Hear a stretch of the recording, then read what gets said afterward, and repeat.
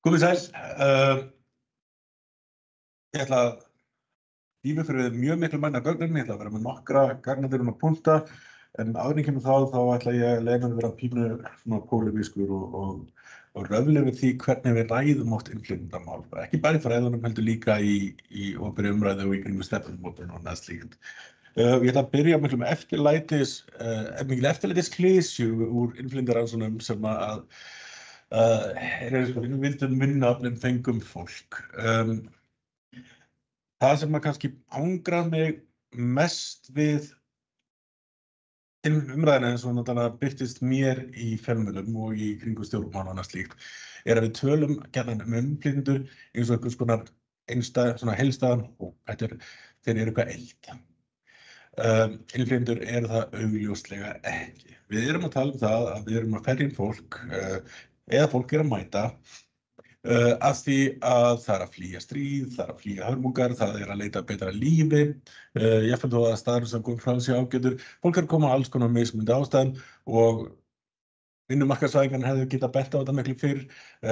Vinnuafl er í eðli sínu þannig að við getum ekki skilið það frá fólkinu sem að kemur með það. Hópurinn sem við eigum á Íslandi í dag er fáránlega fjölbreyttur. Það er alveg ótrúlega skrítið þegar maður fer inn á síðuna allir Hagstofunnar bara til að sjá niðurbrotið eftir þjóðerni. Það er orðið ákaflega fá lönd í heiminum sem ekki eiga fulltrúa á Íslandi. Fólk sem kemur úr alls konar efnahagslegum aðstæðum, alls konar menningarlegum bakgrunni, fjölbreytileikinn innan hópsins er gríðarlegur. Ekki bara það. Á endanum þetta líka bara einstaklingar sem koma með sínar væntingar og þrár og sérkenjar og þarfir og þegar komið hingað þá er það ekki bara vinna sem við erum að draga inn í, heldur þið að lifa einhvers konar lífi, bara eins og við hinn. Þetta hefur auðvitað alls konar implikasjónir, en þetta eru hlutir sem við hugsum oft ekkert alltaf í samhengi. Og eitt rannsóknarsvið sem er mjög segt að hugsa þetta ekki í samhengi einmitt rannsóknarsvið efnahagslega samlögun innflytjenda. Efnahagsleg samlögun innflytjenda, þetta eru rannsóknarsvið sem er mest borið uppi á hagfræðingum, mörgum mjög frábærum hagfræðingum, sem hafa loksins, sem að vissulega farin á punktinum, en hugsunin oft að vera að horfa á þetta eina atriði í samhenginu, hvernig þróast atvinnutekjur innflytjenda yfir tíma, ná innflytjendur atvinnutekjum innfæddra eftir einhvern ákveðinn tíma að nálgast þær. Það segir sig svo sem sjálft að önnur form af einhvers konar samlögun hanga saman með þessu líka. Þetta gerist ekki í tómarúmi. Við vitum til dæmis að vinnan er lykilþáttur í því að veita fólki einhvers konar hlutdeild eða aðgang að samfélaginu. Það er í vinnunni sem við myndum félagsleg tengsl, vinnan er ákveðin form sjálfsbirtingar í mörgum tilfellum, vinnan er stað þar sem við meðtökum upplýsingar samfélagið sem við búum í og svo framvegis og svo framvegis. Á sama hátt, innflytjendur sem að mynda sterk félagsleg tengsl utan vinnunar, aðalega að taka inn ákveðna hluti menningarinnar, læra tungumálið og svo framvegis, eru betur stakk búnir til þess að styrkja stöðu sem á vinnumarkaði. Þetta hangir allt saman. Það er ekki hægt að horfa á neitt af þessu í tómarúmi. Efnahagsleg samlögun er hins vegar að einhverju leyti mjög góður mælikvarði hvernig fólki vegnar, af því að markmiðið er að við tökum móti fólki, við segjum þið með vera hérna. Ef við ætlum að búa til svona lítil vasasamfélag þar sem að fólk er félagslega einangrað, þá er ekki góður hlutir að fara að gerast. Við viljum gefa fólki tækifæri að taka þátt í þessu samfélagi okkar. Við þurfum ekki að líta langt til þess að sjá vandamál sem að skapast. Svíþjóð sem land sem að í velferðarrannsóknum hefur gjarnan horft til með mikla velþóknar sem stóra norræna velferðarsamfélagið. Svíar hafa ekki gert rosalega góða hluti í innflytjendamálum. Samansafnun innflytjenda, sérstaklega frá ákveðnum svæðum, inn í fátækrahverfi, hafa orðið einhvers konar góðrastri að félagslegra vandamála.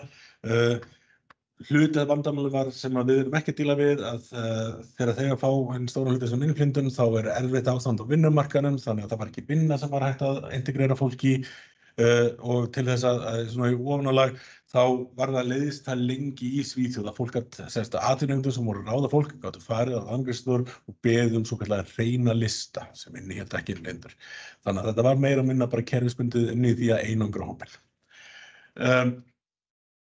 Ef fólki er svo vegna vel, það verður efnahagslega sjálfbjarga og styrkir stöðu sína og getur lifað góðu lífi fjárhagslega séð að minnsta kosti, þá skapar það gríðarlega mörg önnur tækifæri. Þannig að efnahagsleg samlögun eitthvað sem skiptir gríðarlegu máli. Við þurfum aðeins að velta fyrir okkur hverjir koma hvaðan, hvar lenda í íslensku samfélagi. Og það alls konar hlutir sem þurfum að analýsera í þessu samhengi. Til dæmis ef við horfum til þess að fólk sem flytur frá landi A, nærtæka dæmi í íslensku samfélagi Pólland, sem kemur til Íslands, það hefur tilhneigingu til að vera aðeins öðruvísi en fólkið sem býr á Íslandi fyrir. Frá sumum svæðum auðvitað munurinn verður áberandi í hlutum eins og húðlit og menningu og tungumáli. Pólland stendur okkur að mörgu leyti miklu nær varðandi slíka þætti, en hópurinn sem kemur frá Póllandi hins vegar á kerfisbundinn hátt öðruvísi heldur en fólki sem býr fyrir landinu fyrir. Þau eru með menntastigið annað, kynjasamsetningin önnur, aldursdreifingin mjög frábrugðin. Þannig að við erum með hóp sem fellur ekki svona smoothly inn í dreifingu samfélagsins. Innflytjendur okkar frá Póllandi eru líka öðruvísi en Pólverjar sem þetta eftir heima.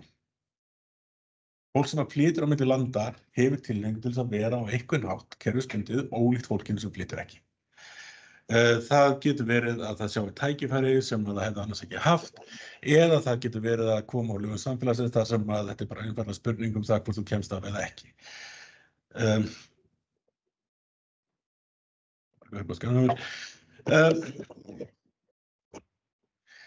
Fólk sem flytur frá einu landi í annað land eða þriðja land, þetta ekki sömu hópanir. Aftur til þess að halda áfram að tönglast á Pólverjunum okkar, pólsku innflytjendur á Íslandi ekki eins hópur og pólsku innflytjendur í Bretlandi, sem ekki eins hópur heldur eins og pólskir innflytjendur í Þýskalandi. Lönd toga til sín mismunandi hópa á sama samfélagi.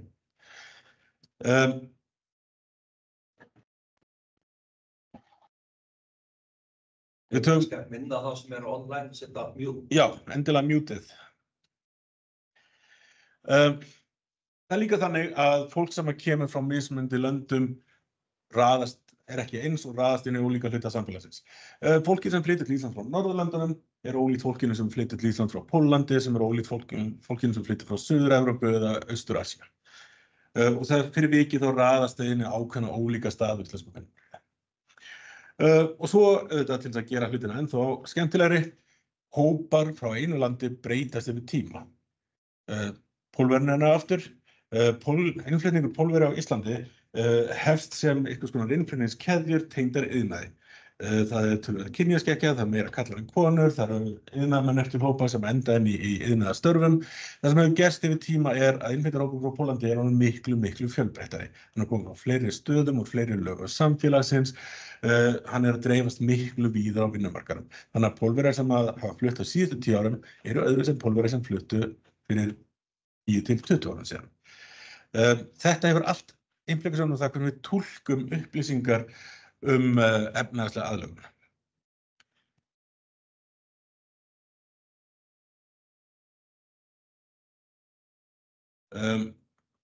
Ég ætla bara að hlaupa yfir þessa glærum. Til dæmis, stundum hrapar fólk að þeirri niðurstöðu að við finnum einhvers konar mun á atvinnutekjum á milli hópa. Þá hljóti það að vera fyrst og fremst mismunun. Ég ekki að segja að mismunun sé ekki til staðar, en sumt af því sem við sjáum sem mun kemur einfaldlega af ákveðnum þáttum eins og ólíkri aldursdreifingu innflytjenda hópa, hversu lengi að meðaltali meðlimir hópanna hafa verið á landinu og alls konar svona þáttum sem að skipta máli. Þegar við horfum líka á tölur sem segja okkur það að meðaltekjur innflytjenda hóps eða innflytjenda almennt breytist ekki með þeim sem hlutfall af meðaltekjum innfæddra yfir lengri tímabil. Það ekki endilega til marks það sé ekki efnahagslega aðlögun að eiga sér stað. Stór hluti af því hversu mikil velta á fólki. Fólk sem sagt, það mikið innstreymi og mikið útstreymi innflytjendum, þá mun það hafa tilhneigingu til að jafna dálítið munin yfir tíma. Það líka þannig að öllum innflytjendahópum vegnar ekki jafn vel. Þeir hafa bara mjög ólíkar forsendur. Fólk sem ætlum að koma frá segjum Norðurlöndunum, ofta að koma með mikil menntun, það kemur umhverfi sem menningarlega nær okkur heldur en frá öðrum stöðum í heiminum, tungumálið skildara, það margt sem auðveldar það fyrir fólk að samlagast inn í samfélagið. Á sama tíma þá kannski fólk að koma frá eins og Austur-Evrópu sem verður vaxandi hópar á öðrum árum, öðruvísi menning, öðruvísi tungumál, mjög óskild tungumál og ýmislegt þeirra sem gerir það erfiðara fyrir hópinn og bæði það að hann lendir á verri stað til að byrja með og á erfiðara með að vinna sig upp á stöðinni. Af því að innflytjendur aftur eru ekki einn hópur. En svo það líka þannig að innflytjendur verða fyrir mismunandi fordómum og mismunum. Af því að bara gefum okkur það að það sé svona standardmagn af rasisma í öllum samfélögum. Það erfiðara í hvítu samfélagi að vera svartur af því að það fleira fólk sem kemur til með að mæta þér með fordómum með að vera tilbúið að mismuna þér. Jafnvel átti sig á því að mismuna þér, það bara tengir húðlitin við eitthvað sem kannski ekki réttlætanlegt. Og svo það að við getum ekki endilega heldur dregin einar ályktanir framtíðarhorfur innflytjenda í dag, þeir eru flytja lands í dag, til dæmis út frá því hvernig þeim sem hafa verið í 20 ár vegnar. Bæður hóparnir ólíkir og samfélagið sem kom inn í hefur líka breyst. Það er að koma inn í öðruvísi vinnumarkað, öðruvísi efnahagsumhverfi heldur þess voru lengur. Þannig við getum ekki sagt, hér lítur allt vel út og eftir 20 ár verður allt gott líka. Það getur bara tekið mjög róttækum breytingum. Ég ætla að nota gögn frá Hagstofunni til þess að skoða suma þessum punktum og velta upp þeirri spurningu hvort að við sjáum merkjum efnahagslega aðlögun innflytjenda í íslensku samfélagi og annar auka spurningu hvernig vegnar mismunandi innflytjendahópum. Þetta eru skráargögn, þeir innihalda upplýsingar tekjur, eignir og fleiri hluti og innihalda einstaklingar sem eru skráðir á landinu við lok hvers árs. Það eru 3 stórir annmarkar að minnstakosti á gögnunum. Það engar upplýsingar starfsstétt og atvinnugrein og ekki vinnutíma. Það ekki hægt að halda skrágögn vinnutíma. Hagstofan því miður ekki með skrágögn starfsstétt sem ég held að sé samt leiðslegt vandamál, en ég á von á upplýsingum atvinnugreinar any day now. Þannig að það er mjög mikilvægt fyrir þetta að fá það inn. Smá prófíl af innflytjendum í Íslandi almennt. Stór hluti innflytjenda í Íslandi stoppar tiltölulega stutt við. Það rosalega mikið renni inn og út. Innan á hverjum 5 árum helmingur þegar fólk helmingur fer innan 5 ára. Meðalaldurinn árið 2020 var 37 ár. Hefur sveiflast í tímabilinu 34 til 5 til 37. Það ekkert skýrt trend í áttina upp eða niður. Það mjög áhugavert að langsamlega stærsti hluti innflytjenda í Íslandi aldursbilinu 35 til 39 ára, mjög áberandi sérstaklega með pólsku innflytjendur okkar. Það raunar þannig að árið 2020 var meir en helmingur íbúa landsins á þessu tiltekna aldursbili 35 til 39 ára innflytjendur. Meðalaldurinn ólíkur sem og dvalartíminn. Norðurlandabúar sá hópur sem með hæsta meðalaldurinn og reyndar lengstu dvölina líka að meðaldali, 17,5 ár. 47 ára gamlir á meðaldali.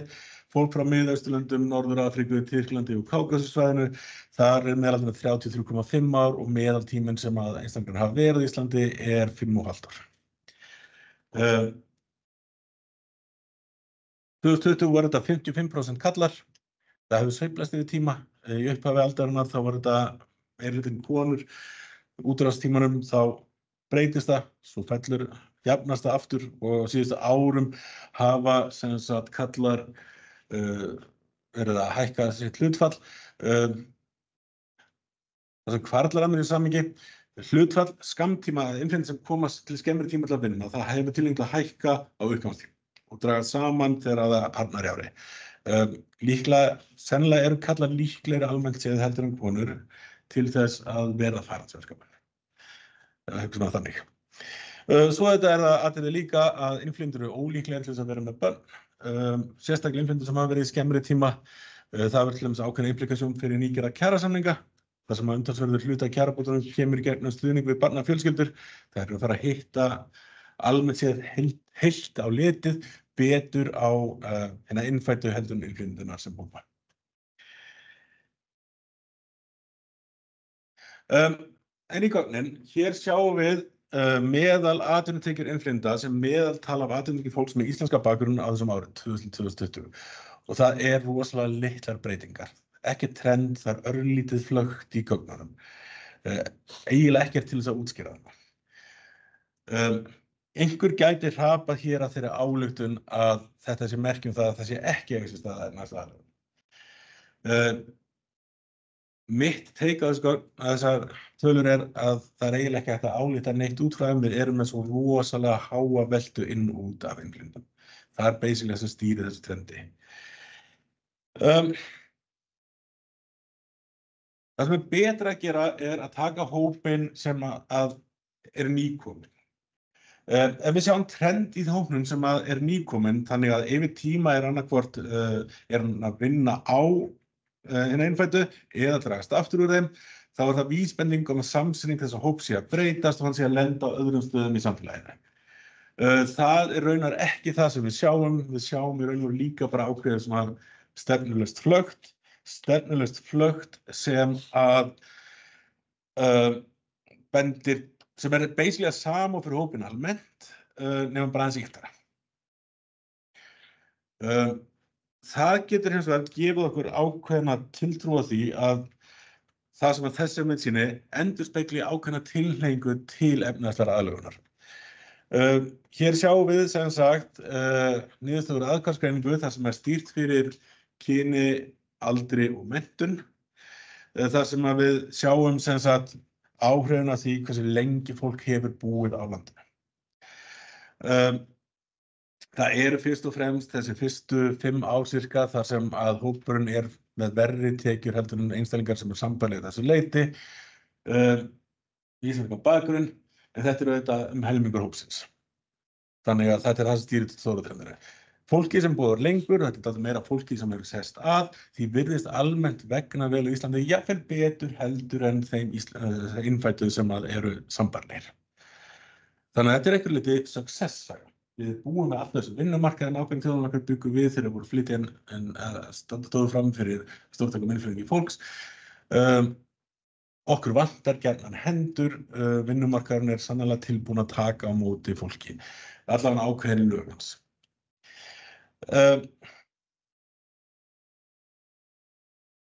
Síðustu grein að skoða hérna líka, næst síðustu kannski svona þrengri greining. Spurningin svo sem ekki hvort við getum skoða heildina, þegar hvað gerist þegar við eltum einstaklinga við tíma. Og það sem ég geri hérna ég tek 2 tímabil, 2001-2010, og svo 2011-2020 og elti einstaklingana sem eru á Íslandi á spáðum sem sagt tímapunktum á hverju tímabili.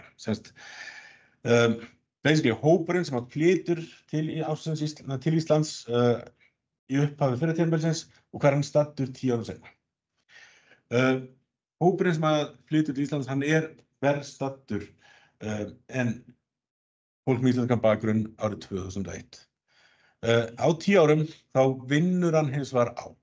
Hann ekki að brúa jafnabilið en bilið minnkar.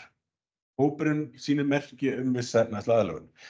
Þegar við skoðum þessar hópinn sem kemur 2011, hvað hann staddur árið 2020, þá sjáum við að hann lítilega verr settur þegar hann mætir á svæðið árið 2011, en vinnur töluvert meira á þessum tímum, sem bendir til þess að efnahagsleg samlögun innflytjenda hafi aukist á milli þessara tveggja tímabila.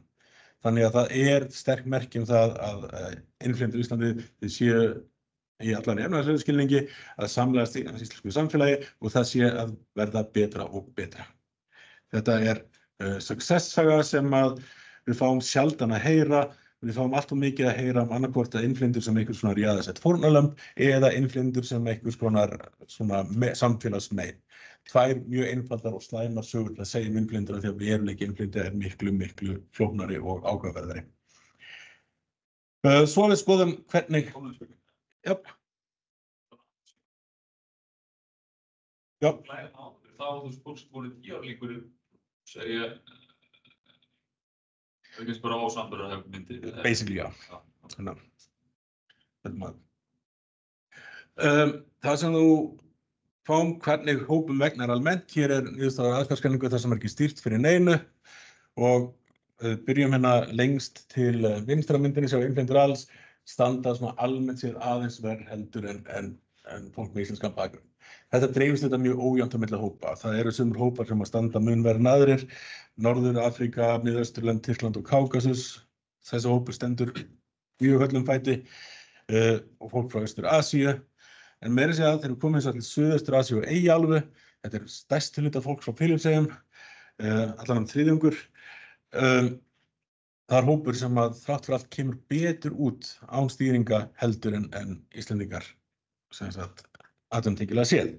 Þegar við stýrum svo fyrir menntun og aldri og kyni, það sem áhugavert að staðan versnar aðeins hjá þeim sem að koma frá ríkari löndunum. Það sem að gerist hins vegar eins og það verður viðsnúningur, sum löndin frá Pólland og Íslandslöndin kom út í smá plús, en það eru tveir hópar sem standa upp úr, það Suður-Asía og Suðaustur-Asía og Eyjaálfa, þar sem fólki almennt séð, atvinnutengilega séð, virðist vegna betur en sambærilegum Íslendingum, miðað þessa þrjá hluti sem að stýrt fyrir. Þetta reyndar ekkert óalgengt minnistur en förum til Vesturlanda að það töluvert það í nágrannalöndunum okkar að tilteknir innflytjendahópar komi betur út á vinnumarkaði heldur en fólkið frá landinu sem bakgrunn landinu sem ræðir. Það liggur oft í mismunandi mótivationum úr hvaða lögum samfélagsins fólk kom sem að vera í upprunalandinu, sem að getur haft áhrif á alls konar þætti eins og til dæmis námsvalið og brottfall barnanna þeirra og fleiri þættir. En eftir maður að segja svona kannski að þetta eru success innflytjendahóparnir okkar og það pínu áhugavert að því að við erum að horfa á Tæland, Víetnam, Filippseyjar. Þessi hópar eru kynjalega mjög skekktir, 60–65% konur, mikið af konur sem að komu til Íslands giftust inn í Ísland. Það hefur verið ákveðin lenska, jafnvel að horfa á þessar konur fyrst og fremst sem fórnarlömb, einhverja agalegri kalla sem fóru og fenguðu sér einhverjar konur frá heimhlutum sem að þær hefðu ekkert sínu örlög að segja. Sagan þannig bara aðeins önnur. Þetta eru konur sem að hafa fengið tækifæri í lífinu sem þær hafa nýtt ofboðslega vel og staðina bara heilt yfir verið góð. Vissulega að finna hrollvekjusögur á milli, en hópurinn hreint yfir hópur sem hefur vegnað vel í íslensku samfélagi.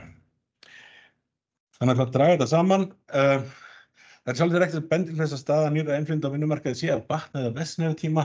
Þetta bara veltan. Þeir sem hafa verið hérna stutt standa almennt verr og þeir eru stærsti hluti hópsins, þannig að fyrir það þeir stýra dálítið trendinu. Það merki efnahagslega samlögun sem aukast yfir tíma. En svo erum við þetta með þessa ólíku hópa sem eru til dæmis Suður-Asía, Suðaustur-Asía og Eyjaálfa án Ástralíu og Nýja-Sjálands, best taka það fram, sem virðist almennt séð vegnað mjög vel, en svo erum við með innflytjendur frá Austur-Asíu, Miðausturlöndum, Norður-Afríku, Tyrklandi og Kákasus sem almennt séð fyrir að standa hallari fæti. En það eitthvað sem að þarf að skoða betur, þau hafa verið skemur, þau eru yngri, það þarf að leggjast aðeins meira yfir það áður en við getum endilega sagt að þessi hópur sem verður fyrir massífri mismunun. Efast í sjálfu sér ekkert að mismunun sé vandamál, en ég held að mismununaratriðið sé frekar flókið að því leyti að til dæmis ákveðinn innflytjendahópur geti lent í mismunun á ákveðnum stöðum vinnumarkaðarins en ekki öðrum og svo framvegis. Við þurfum að horfa á þetta sem miklu flóknari mynd. Þannig að punkturinn að kannski mun þessum hópum vegna til lengri tíma litið bara mjög vel að því litið sem þeim stoppa. Þannig að hnykki á lokapunktinum, einföldu söguna sem fáum allt of ofta að heyra innflytjendur í íslensku þjóðmálaumræðu. Það eitthvað sem þurfum að brjótast út. Hvorri áttinu sem koma í sérstaklega pólitískri umræðu. Við þurfum aðeins að fara að kafa niður þennan miklu flóknari veruleika sem eru innflytjendur á Íslandi, sem sagt, og brjótast kannski dálítið út því líka að horfa á það sem einn hóp.